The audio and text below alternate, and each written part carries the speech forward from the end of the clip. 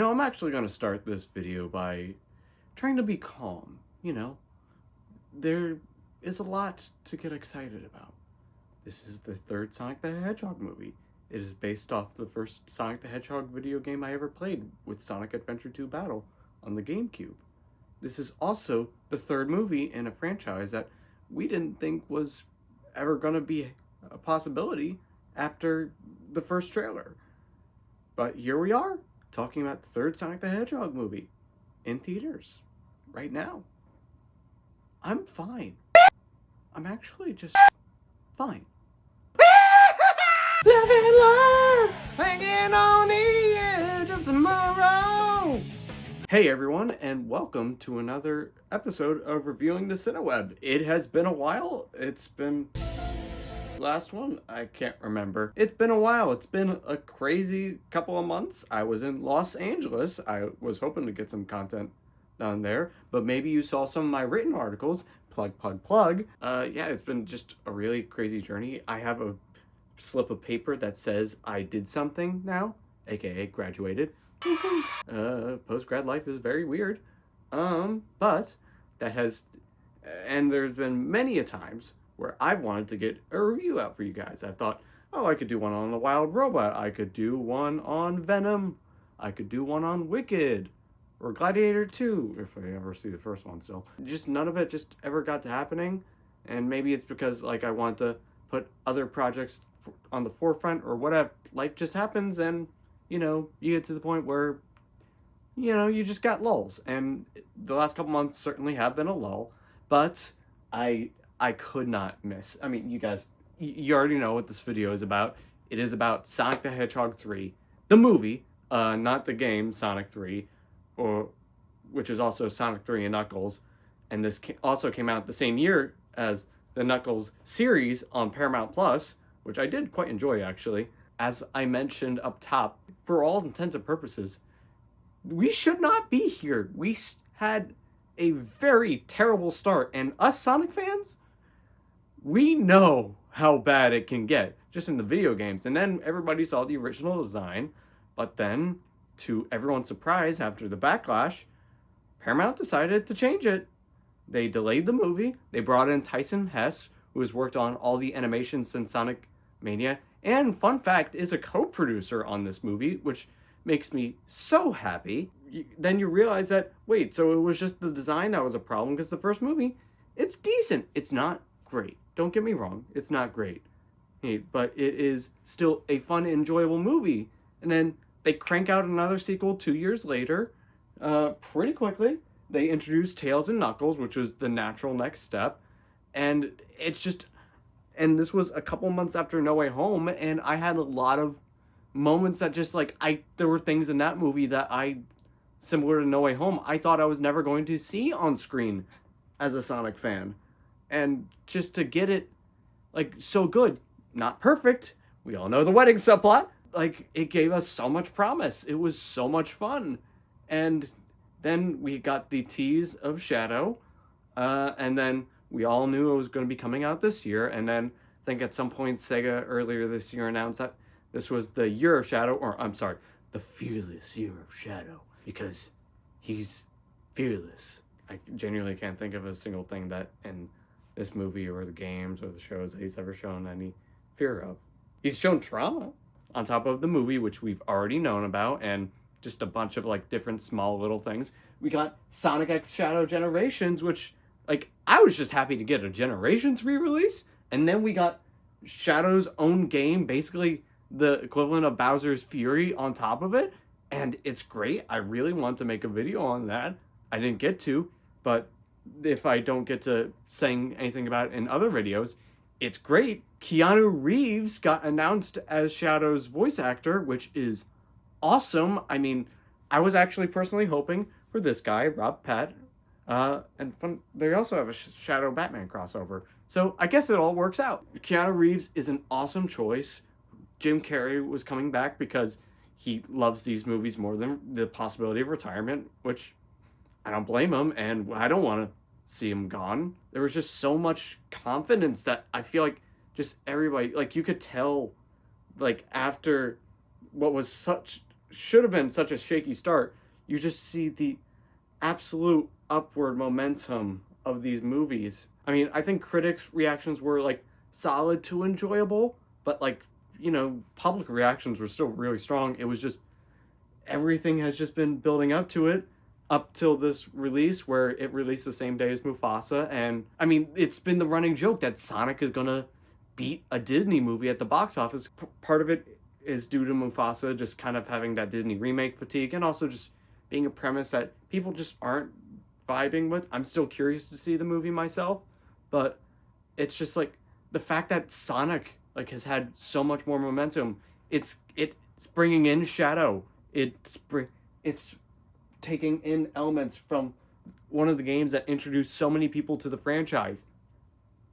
It has been one of my most anticipated movies of the year, and I've gotten to see it twice now, and Sonic Movie 3 really lives up to the hype. It's awesome. And that's not just coming as a massive Sonic fan. And it's very hard with Sonic or Spider-Man to like, those lines can get very blurred when my love for the characters are so big, but the movie itself is genuinely great. Everybody's been enjoying this movie. I've barely been seeing any negative reactions, and which makes me just so happy that people are enjoying this movie. If you've played SA2, you know some of the beats. I think I'm glad that they did like still decide to make it its own thing. And I remember some reactions being like just trying to keep us SA2 kids' heads in check of like, it's not going to be the exact same plot of the game, and I'm happy for it. This movie is focused. It is razor sharp. Like, the pacing of this movie is incredible. I mean, it moves as fast as Sonic would, but also doesn't. It feels incredibly comfortable. You get the heart-to-heart moments. You get a lot of really like heavy stuff with Shadow's backstory, which is, again, a lot of a known quantity, but still, they take time for that. They give character moments when needed, but then it just keeps moving. There are so few lulls in this movie. The wedding subplot from the second movie, not an issue here. I barely think of Jim Carrey as a human in this movie because he's connected to the Sonic characters. But James Marsden and Tika Sumpter were the characters that I've really enjoyed from the first two movies. They're really the focus here.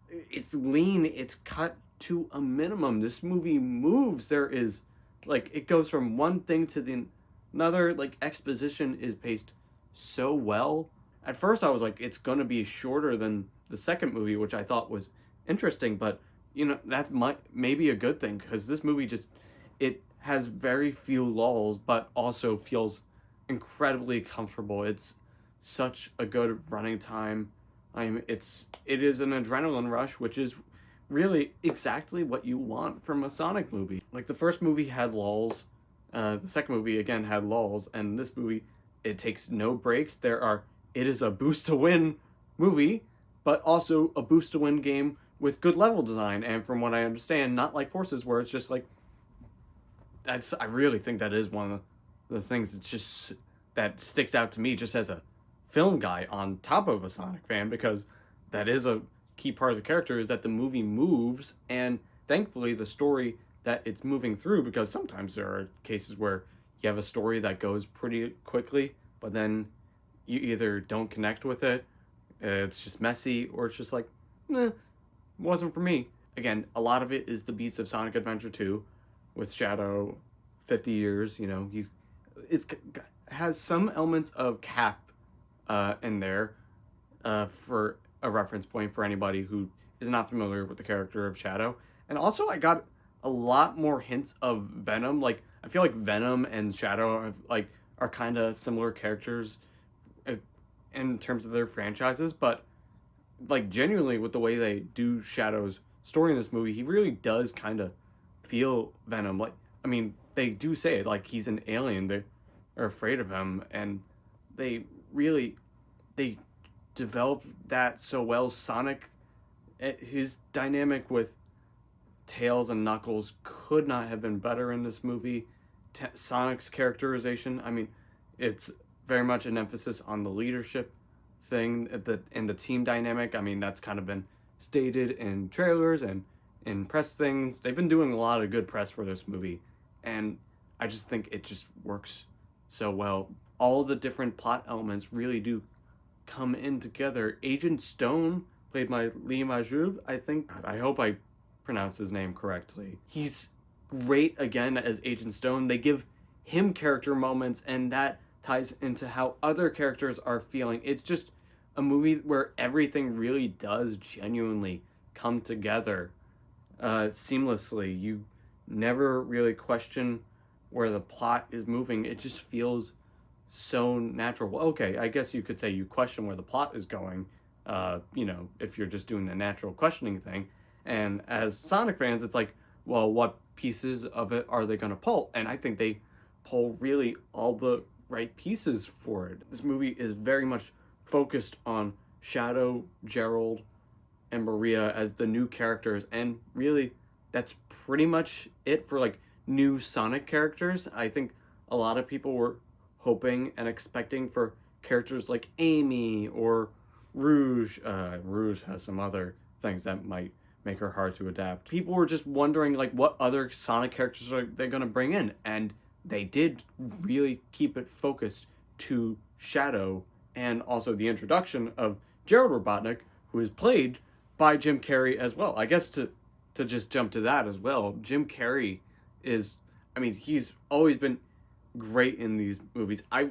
Jim Carrey has just genuinely been one of my favorite actors of all time, and it's surprising that I remember thinking it was weird casting at first, but then I realized, wait, we're gonna get a human cartoon to play such a cartoony villain? Score! We really won, and yeah, he loves playing this character in terms of Eggman, Ivo Robotnik, because again, he gets to play two this time, and he does play them like genuinely different parts, and both are fantastic for a lot of you get that classic Jim Carrey mannerisms. His dialogue is great. The script is top notch. It's really hard to tell sometimes what is improv and what is just the characters or Jim Carrey just messing around. This movie's funny. When it knows it needs to be serious, it really doesn't pull the punches, and that's genuinely the same with Jim Carrey's performance is. I'd say that Eggman, like core Eggman, Ivo Robotnik is very much still sillier. Obviously, he's wearing the fat suit, which is kind of what we've been expecting. He said he would want to do it. He did it. He got his head shaved on camera, which we've seen in interviews. That just shows how much he commits to it, and in a not so crazy way, which is relieving for once. He still gets so much of the silly mannerisms. He actually feels like a fully realized character versus a character, which can happen with Eggman in the games. He can sometimes be like Bowser, where he's just evil for evil's sake, which granted, that's what he is to some extent, but also he still feels nuanced. And Gerald Robotnik actually feels incredibly nuanced. I'm really surprised at how different Jim Carrey made both of these performances. And a lot of that does go to the makeup, which is incredible. You know that it's the same person playing both of them, but they still do feel distinctly different. And his makeup as Gerald is great. And Gerald gets a lot more silly mannerisms because it's Jim Carrey. And I guess to tie into the fact that they are family, because for anybody who's played Sonic Adventure 2 or Sonic Shadow Generations or Shadow the Hedgehog, the one where he holds he holds gum and says, "Where's that damn fourth Chaos Emerald?" Gerald is usually dead by the time that Shadow comes into the modern day, so it was definitely a very interesting twist on the story to have Gerald there and actually have fun a little, but you still get a lot of the menace there. And a lot of that I don't want to spoil for people who aren't as familiar with the story, because again, it does stay pretty faithful to the basis of Sonic Adventure 2 in terms of a lot of character motivations, and Gerald's is still very similar Same with Shadows. He just plays the dramatic, like, bitterness, like, so well. Speaking of, obviously, Keanu Reeves' Shadow is top-notch. I mean, he's excellent. I mean, Keanu Reeves is one of the nicest human beings on the planet, from everything I've heard. And yet he can play such a bad boy. I mean, obviously we know that Shadow does love Latinas, Sonic. Keanu Reeves, I mean, he's John Wick, and John Wick is such a bitter character, and there's nothing more bitter or just, like, grumpy than Shadow. I mean, Knuckles can get, like, hot-headed or tempered, comparatively, because, like, Knuckles, I guess, is also an aggressive character, but Shadow is angry. He is vengeance. And you can feel that pain in Keanu's voice. He really does such a great job characterizing him. Not a surprise given how we've heard he did his research, but, and I think the thing with Keanu Reeves is that, like, I remember at one point, and I still feel like it mostly holds up, that Keanu Reeves is a great actor with what he can do, but if he steps out of those bounds, he might falter.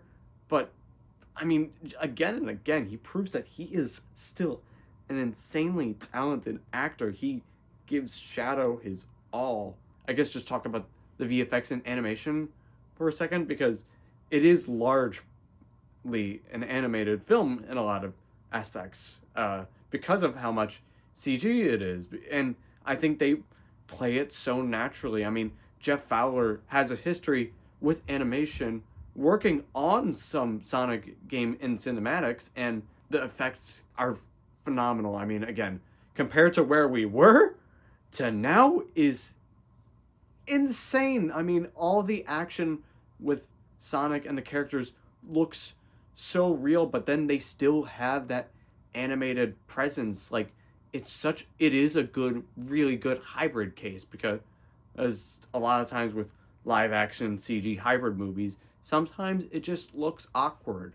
But here, I didn't notice that at all. I mean, the effects in the Knuckles show were even fantastic, and I think they were basically as good, if not better here. I mean, there's still going to be a couple moments, especially sometimes where, just depending on the lighting, where you see one of the CG characters and a human and you just know they're not real. But still, the way they're animated and the way they're characterized, still, that takes in your suspense of disbelief. Like, it's not like it's just robots. Well, there are robots in this movie, but that's besides the point. They feel real.